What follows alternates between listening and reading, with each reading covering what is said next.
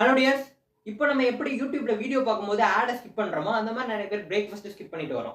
இதனால வரக்கூடிய one of the major problem என்ன அப்படின்னு பார்த்தீங்கன்னா பெப்டிக் அல்சர். பெப்டிக் அல்சர் அப்படின்னா வேற ஒன்றும் இல்லை, நம்மளுடைய ஸ்டொமக் அல்லது இண்டஸ்ட்ரைன்ல ஏதாவது ஒரு லேயர்ல புண்ணு வந்துச்சு அப்படின்னா அதுதான் நம்ம பெப்டிக் அல்சர் அப்படின்னு சொல்றோம். ஓகே, இப்போ நம்ம ஸ்டொமக் அண்ட் இண்டஸ்ட்ரைன்ல என்னென்ன லேயர்ஸ் இருக்கு அப்படின்னு பார்த்தீங்கன்னா ஃபர்ஸ்ட் மியூக்கசல் லேயர், அடுத்து சப்மியூக்கசல் லேயர், அடுத்ததான் மசுலர் லேயர், அடுத்து லேயர் ஆஃப் செரோசா அப்படின்னு சொல்லுவோம். இதுல மியூக்கசல் லேயர்ல தான் பாத்தீங்க அப்படின்னா அதிகப்படியான புண்கள் வரும். இந்த மியூக்கஸால தான் எபித்தீலியம் இருக்கும், எபித்தீலியல் டிஷ்யூ அப்படின்னு சொல்லுவோம். ஸோ அந்த எபித்தீலியல் டிஷ்யூ ரப்சர் ஆகிட்டு உங்களுக்கு புண்ணு வர்றதான் உங்களுக்கு மேக்ஸிமம் அல்சர் அப்படின்னு சொல்லுவோம். இதை தாண்டி உங்களுக்கு காம்ப்ளிகேஷனா பாத்தீங்க அப்படின்னா இந்த லேயர்ஸ்ல கூட உங்களுக்கு புண்ணு வரலாம். அது வந்து அப்படின்னா இன்னும் ரொம்ப எரிச்சல் வந்து ரொம்ப அதிகமாகும்.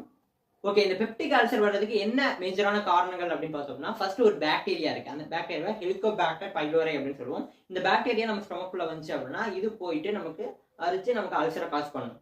இது இல்லாம நான் ஸ்டீராய்டல் ஆன்டி இன்ஃப்ளமேட்டரி